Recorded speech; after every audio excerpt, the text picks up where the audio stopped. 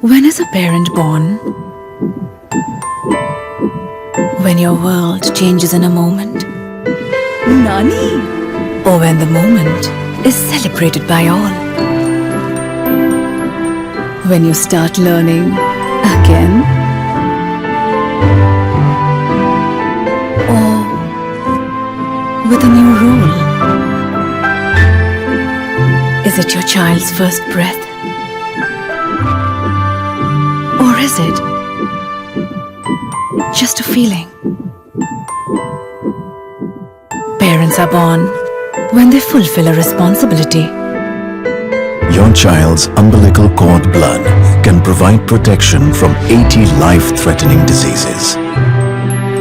Keep it safe with Asia's largest stem cell bank. Cord Life. One chance, one choice.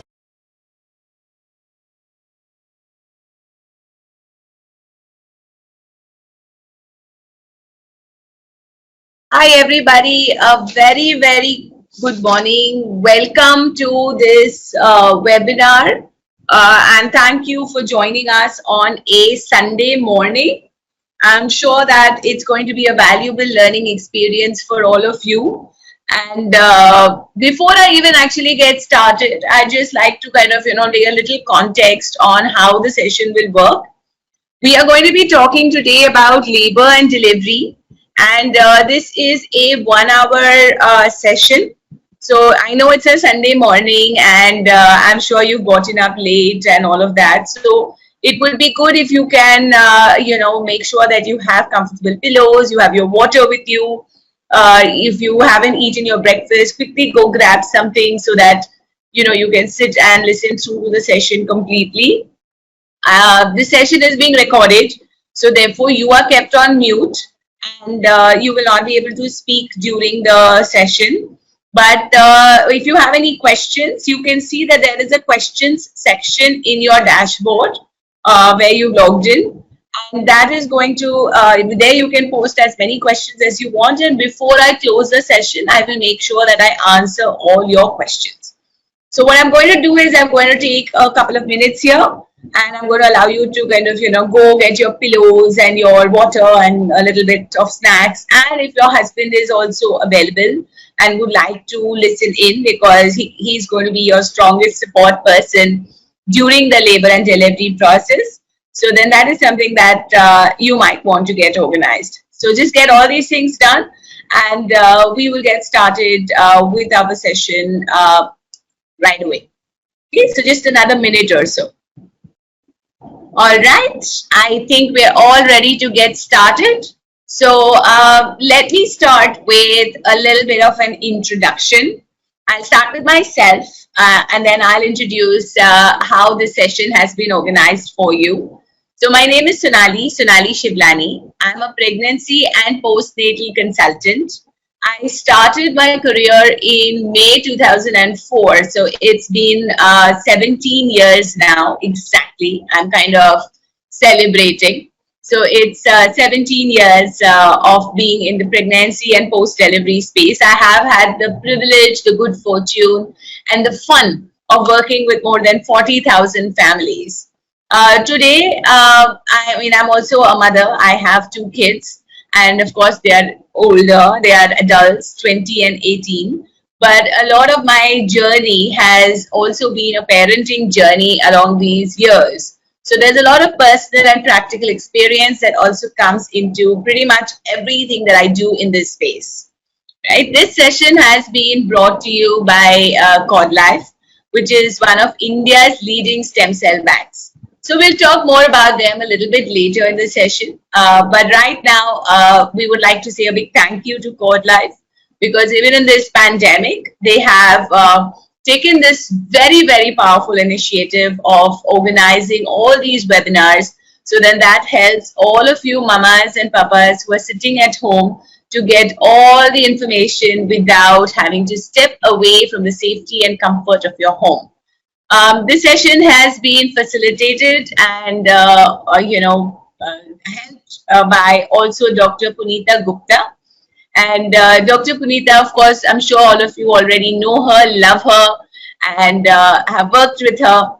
because she is your doctor. And it's amazing that, a doctor can take the initiative and organize something like this for her patients as well.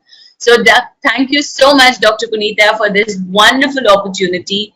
I absolutely appreciate it. Thank you from the bottom of my heart to give me this pleasure and opportunity of speaking to all of your patients. So now let's get started. All the introductions are done, and we are ready to learn a little bit more about labor and delivery. So when we are talking about labor and birth, we don't just talk about labor, right? Because labor is the culmination of your pregnancy. Labor is that stage. So after the pregnancy, the delivery is the process that you have to do. But for that, you need to prepare, isn't it? You can't just say, "Ke, I have to go into labor, so I'm going to have a good, painless, relaxed experience." It doesn't work that way. As a first time mother, I was also very scared. मुझे भी बहुत डर था. I had a lot of fears that how am I going to manage? How is labor going to be for me? Right? So yes, these are things which are a problem for all first time mamas because it is the fear of the unknown. So just think about it like this, that a little bit of preparation, a little bit of planning will help. Think about it this way. If you have to run a marathon, will you be able to do it today? I'm not talking about pregnancy in general. No, the answer is we can't. We need training. We need preparation. And that is exactly what pregnancy 9 months is. Training, preparation, practice, all of the things. Now, these are some things which will help. So first is having a healthy diet, regular exercise, staying away from myths and misconceptions, and having a stress-free mind. So I'm going to talk a little bit about all of these areas over the next few minutes. We'll start with what is a healthy diet. If your body is internally healthy and strong, you are obviously going to be able to manage everything. It is a breeze, right? Everything is possible.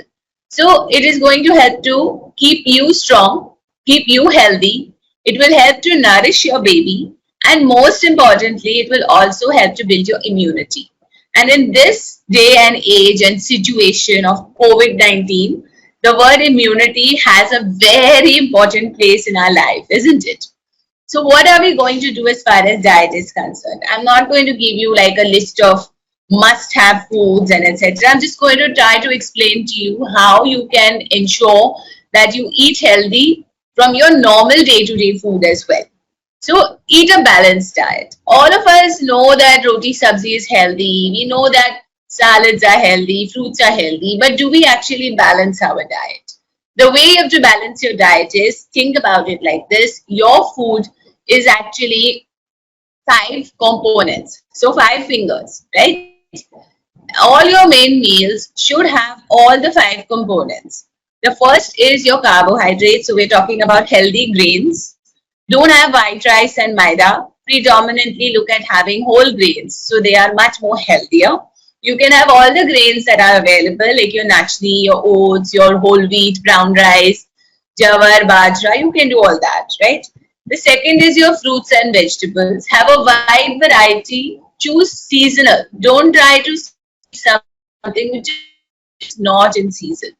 And try and eat a multiple range of items. So that will give you a multiple range of nutrients. The third thing that you have to put in your meals is your proteins. Now, proteins for vegetarians are your dals, your rajmas, cholas, batanas. You can also have sprouts, nuts, seeds, all of these things, right? And for non-vegetarians, you can include chicken, but make sure it's lean meat, not with the fat. And you can also have fish 2 or 3 times a week, eggs every day. So this can help to ensure that you have adequate protein in your diet. The fourth component of your food has to be calcium, because your baby's bones and teeth are developing. So making sure that you have adequate calcium intake, and the best source is obviously dairy. So having skimmed milk is fine. You don't need to have full cream milk. And you can also include other dairy products like curds, lassi, paneer, cheese, all of these in your diet on a regular basis. The last but not the least is fats. we do need some healthy fats as well. So we should include, a little bit of ghee, not excess. So that's a myth, that if I have a lot of ghee in the 9th month, my delivery is going to be like so smooth. It doesn't work that way. So you should have a little bit of fats because it helps to digest all your vitamins. But overall, the whole idea is that don't have excess. So choose good fats. Think of olive oil, rice bran oil, canola oil, little ghee, maybe nuts and etc. Those can be your healthy fats. Now, baby inside you is eating constantly. Attached to your placenta is getting your blood, right? So it's a constant nutritional intake. That doesn't mean that you have to constantly eat for 24 hours, but you have to maintain your sugar levels. So it's recommended that whatever waking time you have, you should eat small meals every 2 to 3 hours. That is very important. Drink plenty of water, keep yourself hydrated. About 10 glasses of water, around 2.5 liters is what is recommended for even a sedentary lifestyle, right? The doctor has given you prenatal supplements. Please do not ignore them. Take them all. You might say, I'm eating everything is healthy. So why do I need to take more supplements? The answer is simple. We have very little time to make the perfect baby and we don't want to miss out on that. So make sure that you take your supplements. If something is not suiting you, you must let your doctor know immediately. The next thing is regular exercise. So exercise is something, if you are getting permission from your doctor, then only you should start. Every pregnancy is different. So you can't just say that, oh, because I've heard that exercise should be done and it will help me for my labor and prepare my body. You still need your doctor's go ahead and permission. So always ask your doctor. It will help to prepare your body for labor. It will reduce your aches and pains, like your backache, cramps in the legs. It will help to keep you relaxed. It helps to elevate your moods and all. It will also help you to sleep better at night. And there are some studies which show that it is very good for overall fetal development. It aids in fetal heart development, metabolism, and etc. If you don't know what to do, the safest exercise is walking. So you can go for a walk on a regular basis, and that is highly recommended, right? So 30 to 45 minutes of walking can also be a good exercise, but wear good shoes, carry a bottle of water, just do it as a proper exercise. I understand now we don't want to step out of our homes as well. So you can probably walk on a terrace, you can walk in your house, you can try to walk in your building compound if that is a possibility. So anywhere where you can get a good walk is very helpful. If it is possible for you to undertake antenatal exercises but under supervision, then that is also recommended. So once the doctor gives the go ahead, you can look up. All of us as trainers are offering online classes now.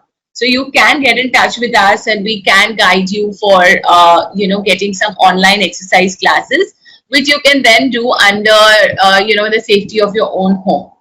Whatever routine you are doing, you should include some breathing exercises as well, because that helps to build up your lung capacity.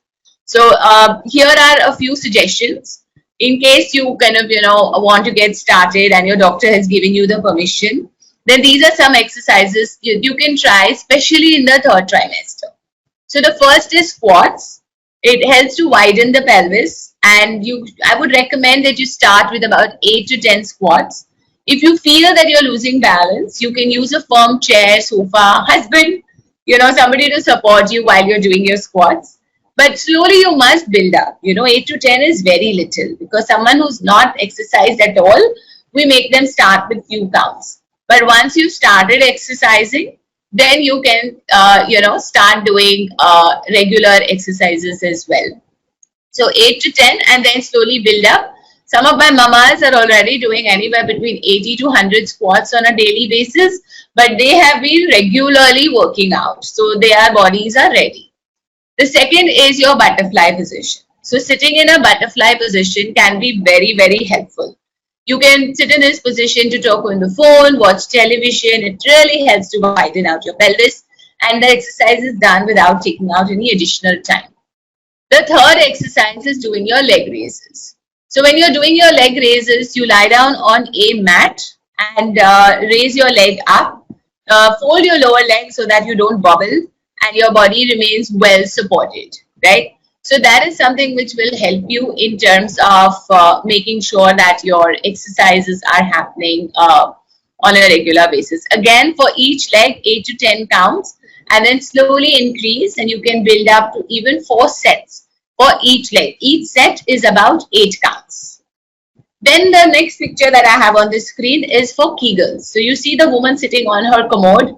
I don't want you to do this in the bathroom, but it is to just depict that we are talking about your vaginal muscles. So slowly squeeze your vaginal muscles as if you need to stop the flow of urine, and then relax. That is a Kegel exercise. And you should be doing anywhere between 70, 80, 100 every day, right?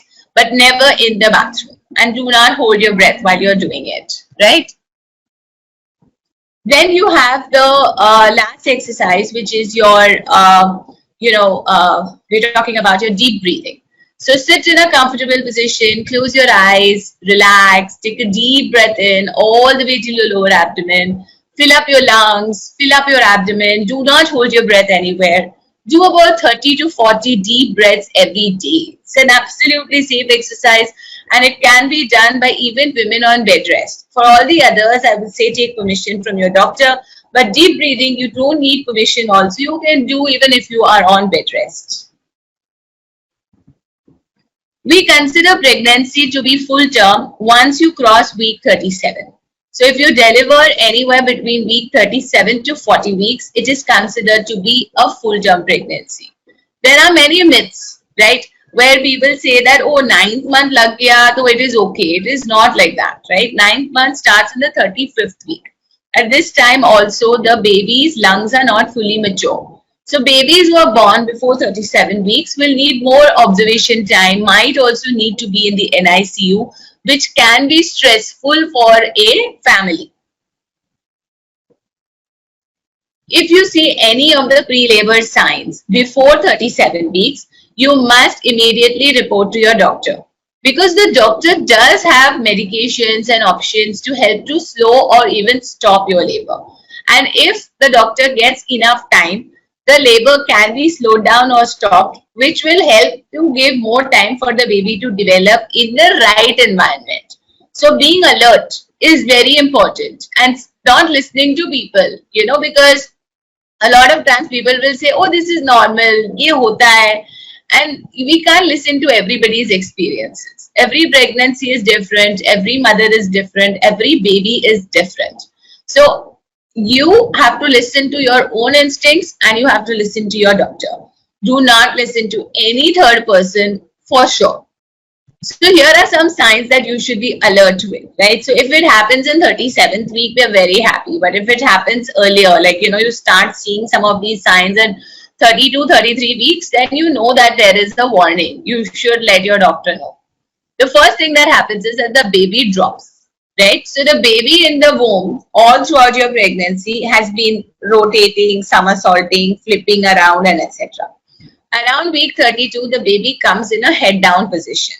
And then the baby starts entering into the pelvis. So the pelvis is the bony structure from where the baby has to come out.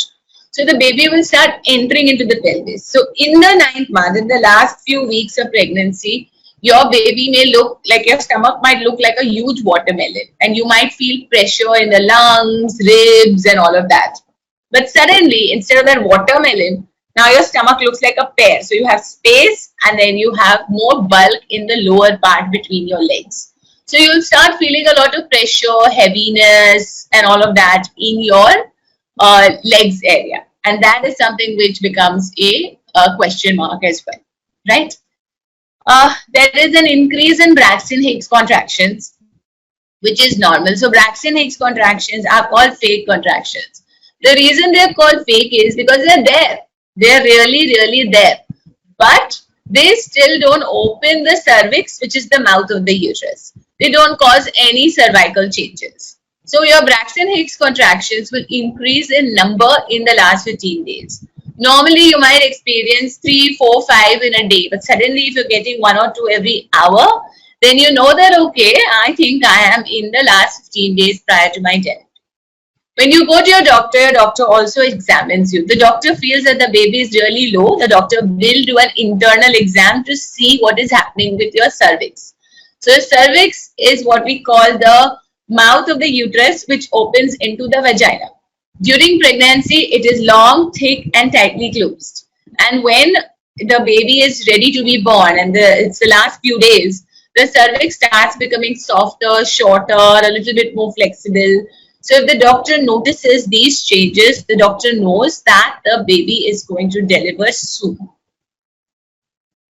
Here are some of the things that can happen in the last 48 hours. So you might lose the mucus plug. So this long, thick and tightly closed cervix also has what is called the mucus plug. And this mucus plug is what blocks the cervical opening. But because the cervix is becoming shorter, the mucus cannot be held there anymore. Many times it is also streaked with blood. So if you see a little bit of blood, maybe pinkish, brownish discharge along with mucus, then you know that, okay, you have a blood issue. And this is all normal. You still don't need to worry. If it's bright red and if it's like a period, then you should let your doctor know. Many mothers will experience loose motions, multiple bowel movements prior to the onset of labor. So if you feel that you're visiting the bathroom too often, then that is something which is very normal. If you get intense spasmic back pain, so normally back pain is there in labor, but it's a dull back pain, you rest, someone gives you a massage, you use a hot water bag, you feel better. But this is like a spasm. It comes, really grips you, and then it goes away. And in spite of all this, your energy levels are at an all-time high. You feel you can conquer Mount Everest because all the lethargy of the, third trimester, the 9th month, feeling heavy, it just suddenly disappears. And that's completely normal before the onset of labor. Once labor starts, you're going to get regular contraction. And what does a contraction feel like? It feels like period cramps. If you've never had period cramps, think about it like this. If you've ever had a stomach upset, a gastrointestinal upset, then that is what your contractions can feel like. Your frequency and intensity will go on increasing. So they'll come closer and closer together and they'll be more and more aggressive. You'll feel more and more pain as they progress. Activity is going to increase the intensity. So if you are having a contraction and you get up and you walk around, it will feel burst. And that kind of signifies that it is real labor. As soon as you notice that you're starting to get contractions, which are kind of following some pattern and they seem to be regular, whip out that paper and pen, or if you're a very tech savvy person, you want to use an app, you can definitely do that. So you start timing your contractions. And the way you time the contractions is by writing down the start time and the close time. So once the contraction starts, you write the time. Once the contraction finishes, you write the time. That is called the duration. That's how long the contraction is lasting from beginning to end. Then you have to write the frequency. So from the start of one contraction to the start of the next contraction. So from one beginning to the next beginning, that is called your frequency. Right? In between contractions, there is a period of relaxation. So in the beginning, your period of relaxation will be longer, your duration will be shorter, and the frequency will be far apart. But as labor becomes more intense and it's closer to the actual birth, the period of relaxation will become shorter, the frequency will become closer together, and the durations will become longer. So that's how you can notice a pattern. And if you start noticing this kind of a pattern, then you know that, okay, I think my labor is real and I need to kind of, get to delivering this baby in a safe place. So we have to go to the hospital, and that's what hospitals are for, right? So when the contractions are regular and they are approximately 20 minutes apart is when you should ideally go to the hospital. Suppose you don't get contractions, but your water bag breaks. So you find that you're leaking. Then also you should go to the hospital because water breaking means the baby's sterile environment is now open. So infections can go inside. If you or your partner are feeling nervous, if any of you are scared, then you also must head to the hospital. Another thing is if the hospital is very far away, if it's a traffic time or there is anything which is going to delay your reaching the hospital, then don't wait, just go. Even if you do not have a COVID test, all hospitals who are maternity facilities will still take you in. So don't worry. You might, be kept in a more secluded place if you don't have a test with you, but then they will test you also when you go in. But it is not a cause for worry. We understand that it is very scary and in this point of time, and we don't want to deliver without our own doctor. So, but just keep this in mind that you discuss all of these protocols with your doctor right now during pregnancy so that you don't get stressed out when labor actually starts. Once you arrive at the hospital, whichever doctor is on duty, the doctor will check you. The doctor will make sure that you're in labor. They'll check for your contractions and etc. So yeah, you've been timing them, you've been writing everything, but still, the doctor also has to check, right? So if you are in labor, only then you are admitted. You will be monitored pretty regularly for your vital signs, baby's heart tones and everything. And if everything is in the normal range, then you are allowed to kind of just be by yourself. Nobody's going to sit next to you and hold your hand and say, do this or breathe or etc. You're pretty much on your own and labor will be allowed to progress naturally. So this is what happens in the first stage of labor. Remember that cervix that I spoke to you about, that long, thick and tightly closed cervix. So first the cervix will start effacing, and effacing means the cervix becomes short and thin, right? And then the cervix will start opening, which is dilating. So when the cervix opens to completely 10 centimeters, this process is called the dilatation process. In the second stage of labor, the baby is going to be born. So the mother is going to be asked to get into a proper position to help to push the baby out. And with the mother's efforts and the uterine contractions, the doctor will just be there to guide the whole process and the baby is delivered. After this, we're still not done. We still have to deliver the placenta. For all the mothers who have opted for stem cell banking, this is the time when the cord blood is collected.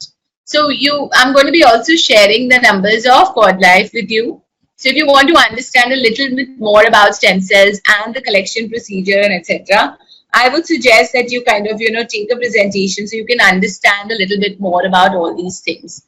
But predominantly in the third stage of labor, the delivery of the placenta happens on its own. It's very spontaneous. It's not something that anybody is going to do anything about. The contractions will resume, the placenta will separate, and it will exit from the uterine cavity. What is labor and what is labor management? So we've learned about what is labor, and it's a simple process. It's a natural process. But basically what we understand is that stress is what causes pain. And the more relaxed a mother is, obviously there will be less stress and hence there is less pain. So the less pain that a mother experiences, the faster labor will progress, isn't it? So therefore, the best labor management tool is actually stress management. So that is something which everybody has to keep in mind for sure. Now let me teach you some amazing magic tricks. I'm sure that you kind of, are waiting to see, is there something that I can do naturally to help manage my own labor? The first is we are going to avoid screaming. And when we say avoid screaming, it's very important, that we are not screaming and shouting and yelling and, doing all of that, right? So make sure that you kind of, are just a little bit more relaxed. I know we've seen movies where everyone is screaming, right? And then one big loud yell and the baby comes out. So that's not the idea. The idea here is that we need to be calm and relaxed and comfortable. So the first thing that you have to keep in mind is try to avoid screaming. Let's do a little exercise together. Close your eyes. Take a few deep breaths. Relax your body. Wonderful. And now think about what your vaginal muscles feel like. Do they feel loose, relaxed? Great. Now, close your eyes, and when I count to 3, give a loud scream. Don't be embarrassed. Try it out. 1, 2, 3. Did you notice what happened to your vaginal muscles? Did they tighten up? Of course they did. So if during your pregnancy, during your labor, if you start screaming, you're simply tightening up your abdominal muscles, and that is going to delay your labor. It will delay the descent of the baby, and that is just going to mean more pain. As long as the baby is inside and the uterus is trying to remove the baby, there will be pain. So it is good if we can make this process a little bit more faster. So if I'm not going to do that, then what am I going to do? I am going to breathe. And the best exercise for breathing is that you have to practice. So I'm not talking about the deep breathing that we did during, that phase of your pregnancy. What we're talking about over here is more of the short breaths. And you should practice this. So let's do this together. Keep your eyes closed. Place one hand on your chest and place the other hand on your abdomen like it's shown in the picture. You can prepare yourself. Take a deep breath in. Exhale. Inhale. Exhale. Breathe in through your nose. Blow out through your mouth. Just short breaths only till the chest. Keep going. And you can feel the contraction disappearing. Take a deep breath in and relax. So that's your period of relaxation. Calm yourself, relax yourself, let yourself go loose and limp.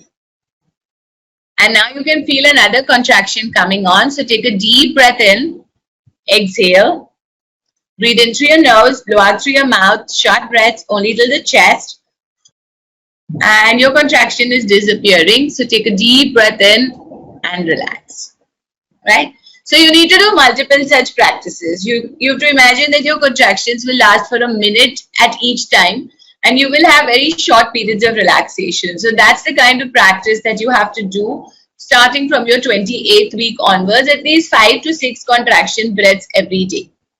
The next thing that you should do during labor is visit the bathroom. So if you're seeing this picture that is there on the screen, right here where you're seeing my cursor, that's your uterus.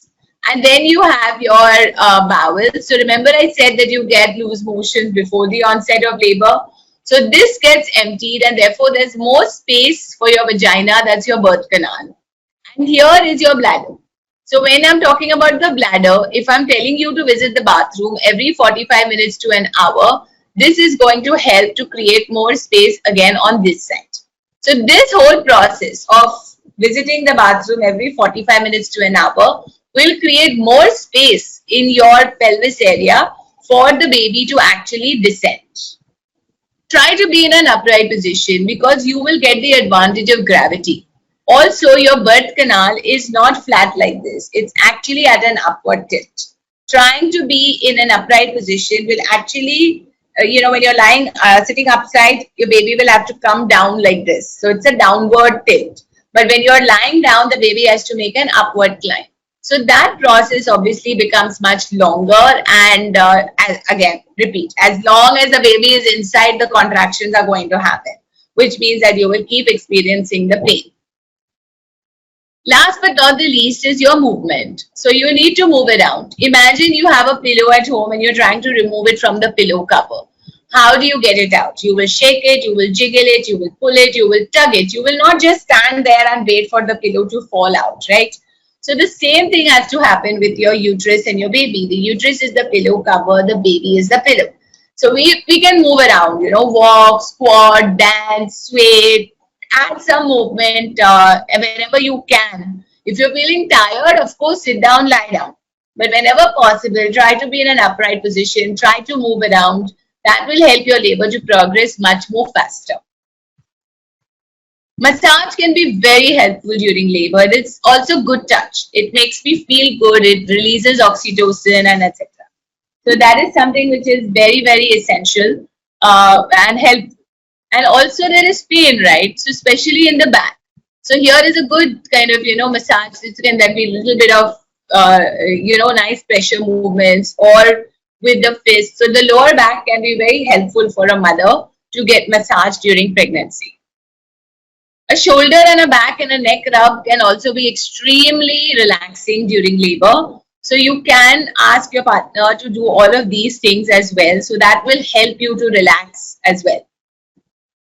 When you're looking at the abdomen, that is also something that some mothers like. So doing a gentle effleurage, something very light and gentle on the abdomen is very, very helpful during labor too. Some of the natural pain relief options are relaxing, doing your breathing exercises, massage. You can also kind of imagine some nice things, like a beautiful place, your honeymoon, a pleasant moment in your life, a pleasant experience. So these are all part of your imagery. And a lot of people also use diversion techniques. So maybe chants, listening to music, watching some favorite comedy shows. All of these can also be diversion techniques which can be used to help manage labor. For eating and drinking during labor, it's best that you check with your doctor. Many times, if you eat a lot, if you eat a large meal thinking, oh, I'm not going to get to eat later in the hospital, it can make your stomach heavy, it can result in vomiting, and it can also be a risk factor in case you need an emergency surgery. What is recommended is staying hydrated, so keep sipping on water. Cold water is obviously more helpful. Try high sugar foods. So small bites of maybe glucose biscuits, hard sweets, maybe cold glucose water, small pieces of chocolate. So, if they are allowed by a doctor, these can help to keep your energy levels up, and they are sugar. So they kind of raise your energy for short periods of time. And then you can have another nibble at your biscuit or your chocolate, and that can get you through another half an hour or so. There are some medical pain relief options which you can discuss with your doctor. Epidural analgesia is very widely used for a lot of lower body surgeries, like a spinal block is for the surgeries, and epidural analgesia for pain relief during labor. So it just simply numbs you. It generally does not have any side effects which are long term. So you should understand what the options are. Don't take an epidural just because you have heard that you don't want pain during labor. But if labor is long and if it is becoming difficult, then there is nothing wrong in taking some pain relief. So understand your options and facilities which are available in your birthing space before you make any decisions. There is also Entonox, which is known as laughing gas or a combination of nitrous oxide. And this is like given to you as a mask, which you can take a whiff of as and when you require. So it's more short term, and generally it's used by mothers when an epidural is not possible or when they're almost ready to deliver, but now they're giving up. So you must check on the availability with your doctor as well. A cesarean section can be for two reasons. It could be planned, where there are some pre-existing conditions like the baby's position, maybe the baby is breached, the position of the placenta that's covering the mouth of the uterus, if there is any problem with the mother or the child for some reason. So the doctor will ask you to pick a date, and maybe about 10 days before your expected due date is when you will be planning your surgical birth. So it all depends on how the baby has developed. The doctor will help you to choose your date. Now, when you're doing this, you can obviously choose whatever date you're comfortable with in terms of timing, auspicious dates. So that's completely your choice. But in some situations, if it's an unplanned situation, there are conditions which can happen during labor. So the cervix does not dilate. The baby does not move down. Maybe the baby is having, fetal distress. So there's less oxygen and etc. And that causes the baby to drop its heart rate, and that can be a problem. Sometimes there could be a maternal infection. So that results in the mother developing a temperature, and that can be a cause for a surgical birth at the nth hour. It is done to save lives. It should not be taken as an option for convenience. My mother can come only at this date. My husband doesn't have leave. Those are not reasons, where you should say that I'm going to have a cesarean birth. Please remember that birth is a new beginning. Look at this cute little baby, right? You have to welcome it with positivity. Many mothers look at labor as, oh my God, I'm in labor, I have to think about labor. No, that's not the idea, right? So you have to welcome it with that, oh, this is the birth of my baby. I'm bringing in a new life into this world, and I'm going to be able to do this. After all, you are a normal woman. Why is it that you should not be able to birth in the right way? When is a parent born? When your world changes in a moment. Nani? Or when the moment is celebrated by all. When you start learning again. Or with a new rule. Is it your child's first breath? Or is it just a feeling? Parents are born when they fulfill a responsibility. Your child's umbilical cord blood can provide protection from 80 life-threatening diseases.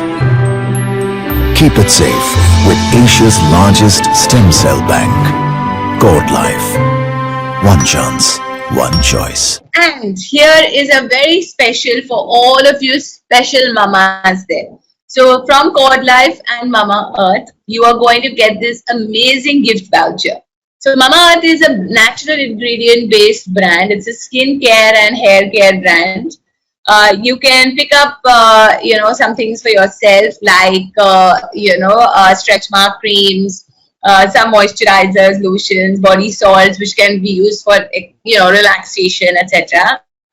And you can also do a little bit of shopping for your baby and for post delivery. So baby massage oils, nipple butters. So Mama Earth has all of these as a range, and it's like a completely natural product. So do make a visit to their website once you have the voucher.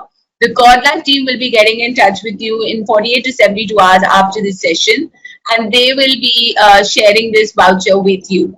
So that is something which can be helpful, for some shopping pleasure at this point of time.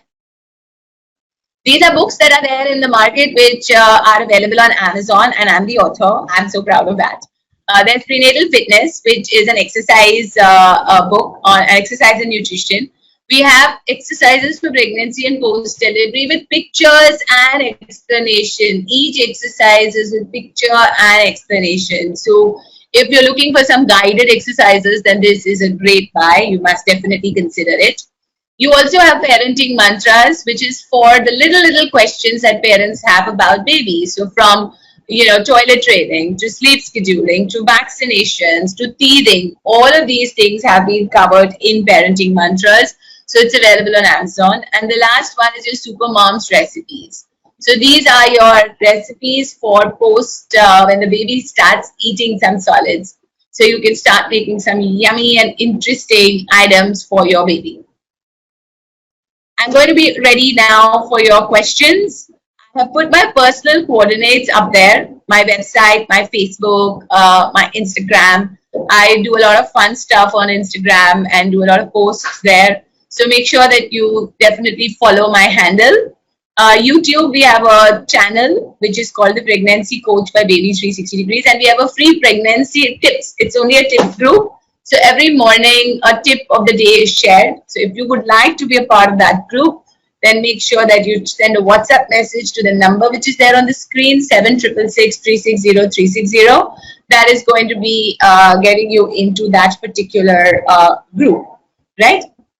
To receive your gift voucher and the recording of this session, in case you don't get a call, make sure that you note down these numbers as well. So you have the Cord Life contact number, WhatsApp number, toll-free number, and SMS number, right? So many options. So make a note of these things as well, because that will help you to get all the items that are important for you, right?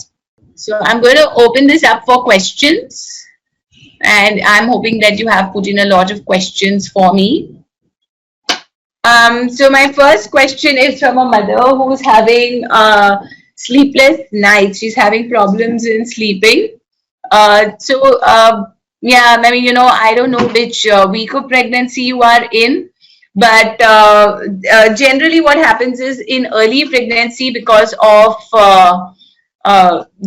frequent urination, etc., there is a possibility that you keep getting up at night. And also it could be more emotional, right? You are kind of feeling a little scared, a little overwhelmed, and etc. So you might want to consider that as an option, that try to relax yourself and etc. In the third trimester, it could be because of growing weight in your belly and etc. So that is something which is possible, and it is something which can happen.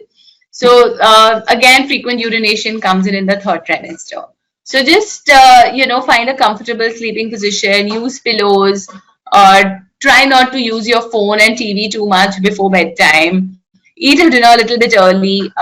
You can have a little warm milk with a little honey just before you go to sleep.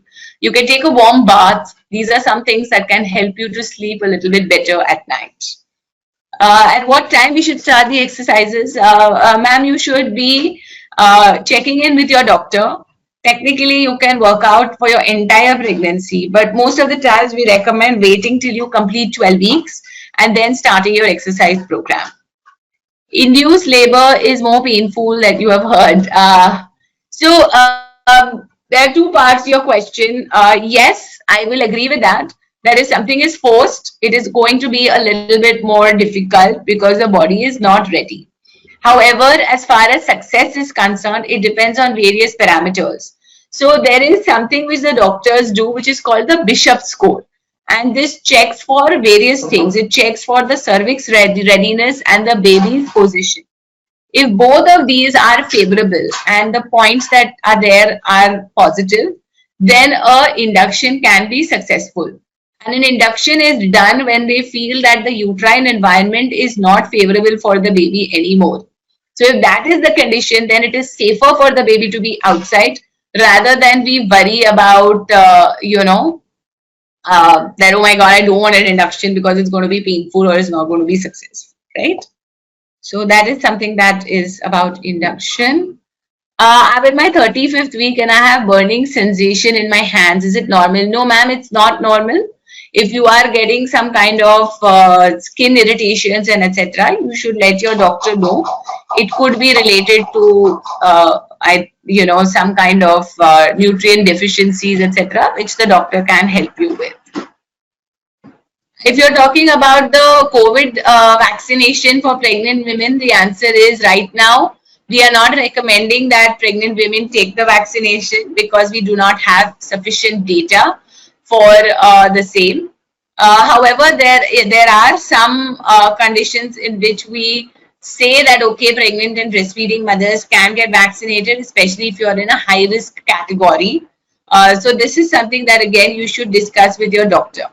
Foxy has recently released a bulletin which is saying that pregnant women should get the opportunity to decide for themselves if they feel that they are worried, scared in a high risk case, then they should be given the option for vaccination as well. Any remedy for backache? So backache basically during pregnancy is because of the growing weight in your belly. That is one. So two things can help. One is making sure your posture is correct. So always, support your back, be in an erect and upright position. Don't slouch and slump. So that will help with the posture. And the second is that if the doctor is allowing regular exercise, you need to strengthen your back. You don't have a shortcut there. So you will have to start doing some exercises for that. A newborn getting infected with corona. Yes, that is very possible. I think this is a big myth that is floating around that babies don't get corona, children don't get corona. It's not true. You have to protect your child.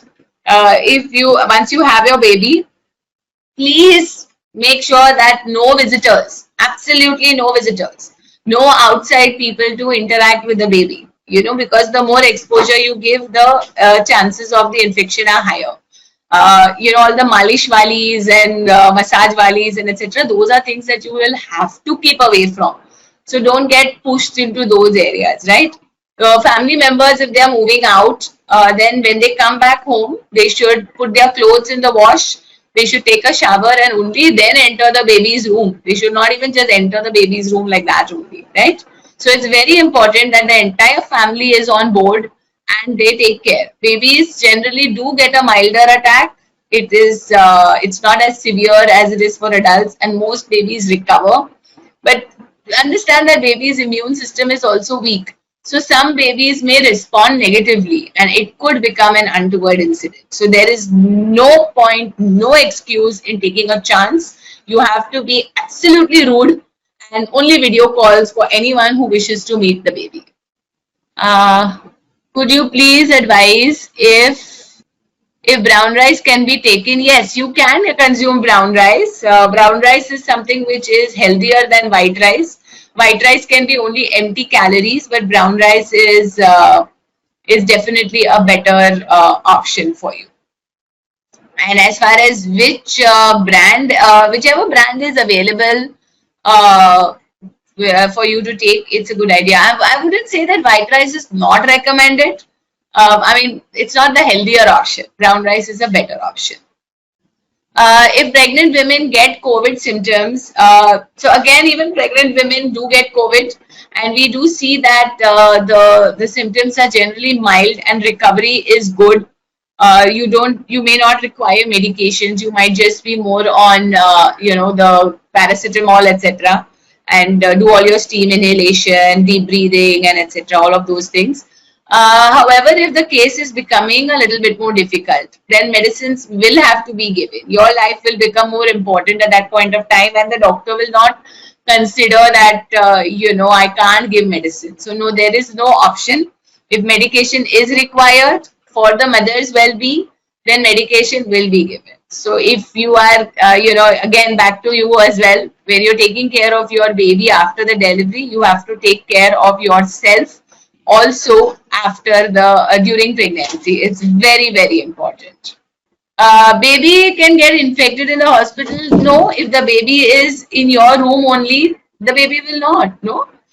So all the staff and all will be following all the precaution to take care of the baby. See, even for example, I am visiting babies in the hospital for lactation counseling and etc. So we are very careful. We make sure that we, go directly to the hospital. We don't go in multiple places. We wear gloves. We sanitize ourselves well. So we are taking due precautions so that we don't transmit the infection to the baby. Any indications that can tell us that the chances are a healthy pregnancy, someone who's following a good diet, overall healthy. By 32, 33 weeks, the baby comes in a head down position. By 36, 37 weeks, the baby starts engaging the head into the pelvis. Baby is healthy, good weight of the baby. All of these are indications that you are a good candidate for a normal delivery. Again, it's impossible because there are some things that can happen even during labor. So nobody can predict how the cervix will behave. Nobody can predict whether the baby will move down or not. Sometimes the bony structure of the pelvis can also stop the baby from moving down. So those are things that nobody can predict. So there are some things which will be left to chance, but most of the times, a healthy mother, healthy baby, good weight, right, correct position, labor starting spontaneously in the right time. These are all good indications that you would have a normal delivery. If there are any more questions, please put them in. We have a couple of minutes more to close the session, so I'll be happy to answer any questions. I would also love to get your feedback. So please share your feedback in the chat. You can also share your feedback once you follow me on Instagram, etc. So you can DM me there. Best way to sanitize. Sanitize. there's no easy answer to this one. Using your alcohol-based sanitizers, wearing a mask, doing your social distancing, all of that will help. It is impossible to kind of, 100% sanitize because it's a virus and it does stay on surfaces and it can be airborne if you get in contact with the carrier. So the less exposure, that's the best sanitization that you can opt for. The best sleeping position is to sleep on your left side. That gives the best oxygen and nutrition to the baby. And it's also good for your own digestion. However, if you find yourself on your back sometimes, or if you find yourself on the right hand side, it's okay. The only position that is not allowed is sleeping on your tummy. So in any other position, if you are comfortable, please go ahead. To avoid too many visits to the doctor, can you give some important points that we should go to the doctor, like scanning? Uh, there are a couple of scans which are very important. So, one is your anomaly scan, which happens in the middle of pregnancy at around 20 weeks. This is a very important scan which we need to kind of ascertain that all the baby development is fine. And then there is one more scan, which is a growth scan, which is generally done in the 30 to 33 weeks of pregnancy. This is also something which is important because if there is any growth issues, we can attend to it. We can take care of that. And we still have a few weeks left to go. When you're going to visit your doctor, stay in the car. Don't try to stay in your own private vehicle if that is a possibility, and don't go and sit in the waiting room, right? So you can inform the receptionist that you're outside, and when it's your turn, you should be called in so that you don't have to sit in a waiting room where there are other people. Wear gloves, wear your mask, cover yourself as much as you can. Carry your alcohol-based sanitizer. Doctors are also taking due care and precautions. So even the ultrasound tables and all, they put a disposable sheet. So every woman gets a different sheet. So from our end, all the precautions are being taken. You just have to be careful. And then once you go home, you take a hot shower and put all your clothes for wash. Don't just wander around in a variety of places. So for regular whatever conversations and all, you can do video consultations. And the next visit for you will be around 20 weeks for your anomaly scan. Can tea, coffee be taken in moderate quantity? Yeah, a little bit you can take. Maybe one cup of coffee or 2 cups of tea in a day. Coffee is better avoided because it's much more higher in caffeine intake. So a little bit of tea would be better. If you can avoid it, that is good. But otherwise, it reduces iron absorption. It can cause frequent urination. So those are your problems with caffeine. But we understand that it's impossible because we are so used to it. So a little bit is fine. If it is airborne, mask for the baby is recommended to. No. Mask is not recommended for children under 2 years of age because they cannot remove the mask themselves. They will not understand if they are having breathlessness issues inside the mask. So we are not giving the masks to babies. And when I'm saying it's airborne, so if someone coughs or sneezes, at that time it is airborne, right? So it in the atmosphere, in an open flying around kind of a situation, it doesn't stay viable for longer than a few minutes. Okay, but once then it will land. The virus can land, or the virus particle can land on some surfaces. And when it lands on a surface, that is when if you touch that surface and all, and then you have it in your hands. So that is why I'm saying that if you have to be with the doctors, you do not go in and hang around there, right? So if someone is sneezing, coughing, etc. So most people are wearing masks. Wherever you go, if someone is not wearing a mask, you must insist, wear your mask. Because if they don't sneeze and if they sneeze and they cough inside the mask, it doesn't become airborne, no? So the whole logic is there. Yes, you can take turmeric milk. There is absolutely no issues. It's perfectly fine. All right. So we are now on time to kind of close the session. Thank you so much for being a wonderful audience. Thank you for all your questions. I hope I have been able to be helpful as far as answering all your questions and covering labor and delivery issues are concerned. So chemical substances, it's like morphine, etc. You should definitely stay away from. Inhaling too much of these chemicals is not good for you. So we look forward to staying in touch through all our social media, and wish you all the very best. Have a safe pregnancy, have a healthy pregnancy, and just take care. Just take care. That's all that is required at this point of time. I'm sure we will get through this pandemic together, and that's something which is very, very positive. If you've been asked to control sugar, it means everything like sugar, honey, jaggery. You can't take all of those things. Thank you. Thank you, everybody. Have a great Sunday, and look forward to seeing you in other sessions really soon. Bye-bye. When is a parent born? When your world changes in a moment. Nani? Or when the moment is celebrated by all. When you start learning again. Or with a new rule. Is it your child's first breath? Or is it just a feeling? Parents are born when they fulfill a responsibility. Your child's umbilical cord blood can provide protection from 80 life-threatening diseases. Keep it safe with Asia's largest stem cell bank. Cord Life. One chance, one choice.